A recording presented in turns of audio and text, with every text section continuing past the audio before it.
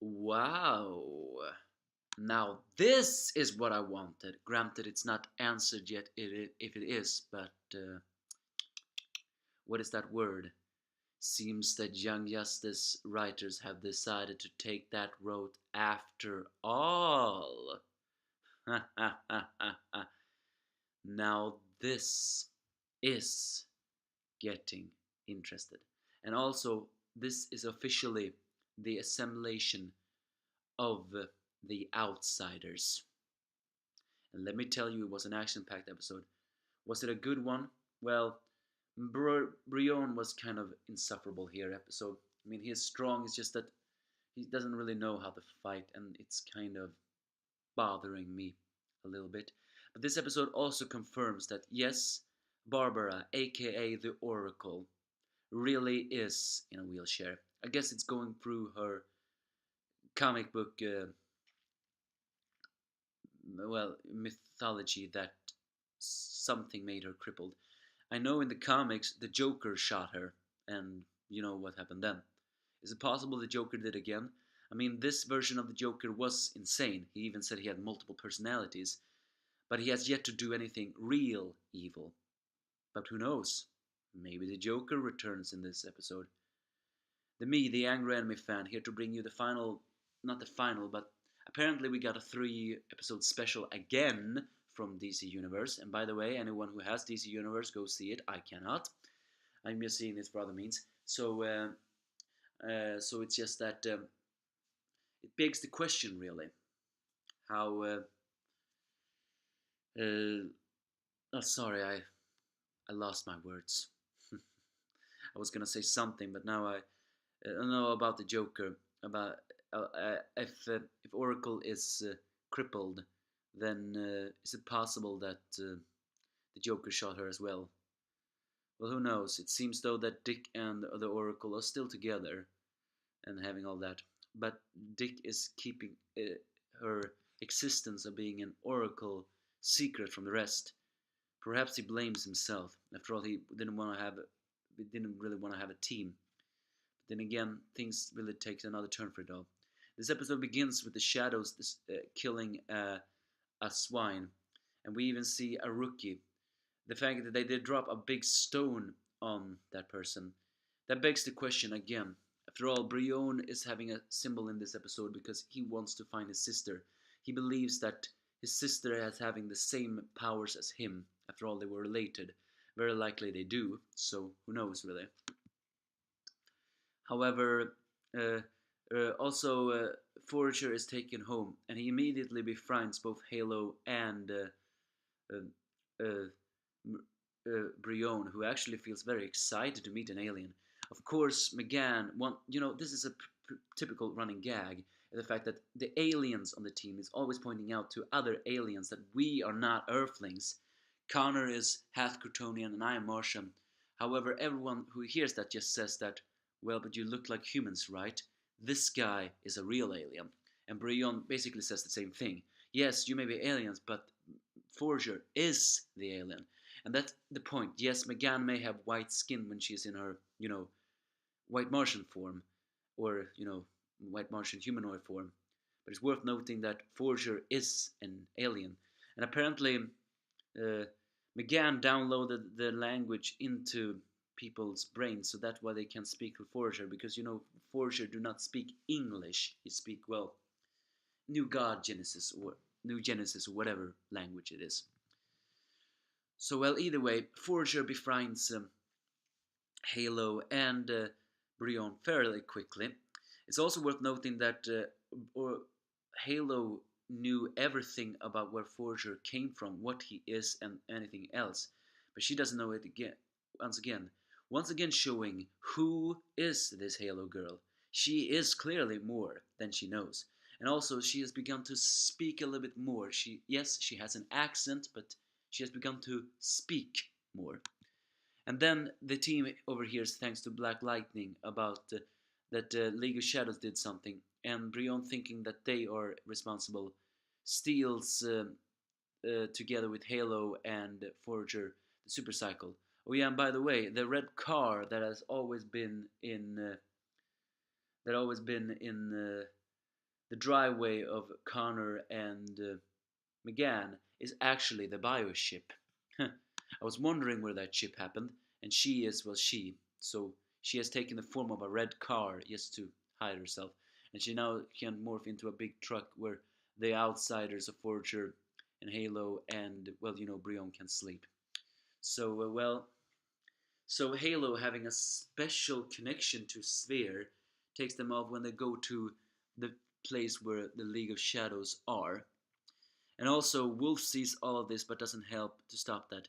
Actually, that begs a question again. Why is Wolf being so lazy? And actually, I think I have answered my own question about that. Let's see. The legacy was 5 years ago, and this was 2 years ago. And Wolf is technically an animal. It's not known if this cobra venom and the brain enhancing on him enhanced his longevity. What I'm trying to say is he getting lazy because, well, he is middle-aged now and near the end of his lifespan? Do wolf have the regular lifespan of a regular wolf, or was that enhanced through the cobra serum or the brain enhancement? I mean, of everything, I thought the cobra venom would have shortened the lifespan of the animals after all the painful of the experiments and all. Speaking of animals, I really hope we see Gorilla Grodd this season.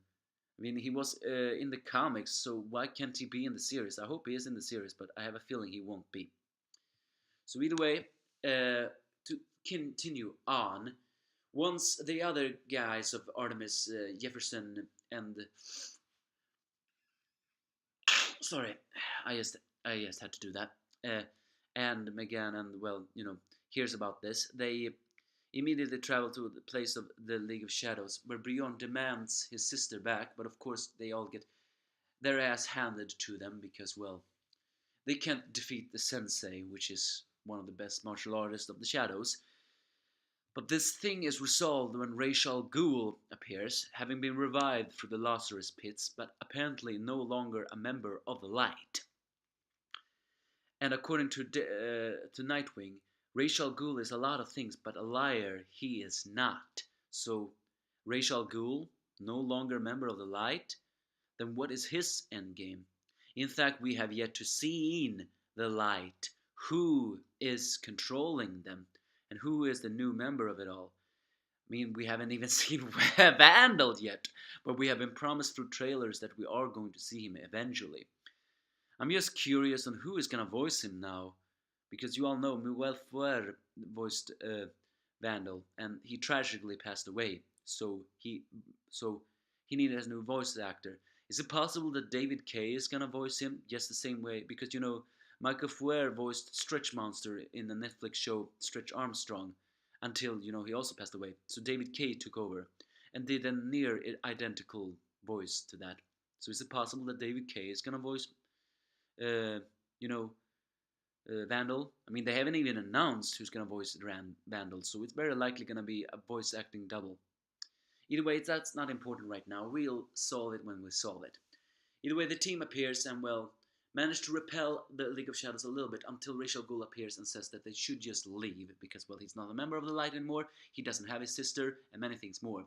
But it doesn't answer any other questions than that. However, the end of this episode really puts the new interesting spin of it all. Because not only is Team Outsider formed now, because they're not going to be a team, they're going to be an outsiders team. We also hear the real name of Halo, which is apparently Gabriella. However, we see a glimpse of her memory when she was accepted into the border, and where she got, well, hate things. So she says her name is Violet. Is that to hide the fact that of everything else, or is she hiding something once again? But I'm just kidding you. That is not the most important thing. It is the fact that we saw a new character here, a red-hooded ninja, mind away, who takes off his hood, but not his mask, and whispers, "Grey Sun," with Ghul saying, "Ah, your memory seems to be returning." So what I'm trying to say is, yeah, you know exactly what I'm trying to say. The Red Hood! Jason Todd! Is that Jason Todd? Oh yeah, please let it be so! This is a new spin of it all! Granted, however, Arkham City created the Arkham Knight, so I was hoping that. But that is not the last thing that is important. Talia al Ghul appears, her first animated role. No, sorry, not her first animated role, her first animated appearances of Young Justice. She appeared in the comics, by the way, and she's holding a baby. And we think we know who that baby is, right? Damian Wayne. However, this creates one very big trouble now. If Damian Wayne is a newborn, does that mean they're gonna use the Lazarus Pit to age him up or something? AKA like everything else? So either way, this was an exciting episode. I don't know if it was the best episode of all these three that came before, but it really did create the mythology that Young Justice is very known for. And that was nice of it all. It had some nice fighting scenes of it all. It was also very nice to see that Brion accepted Forager very quickly. Despite him being, well, you know, an alien, Brion was more excited than scared of seeing Forager. And that was very good indeed.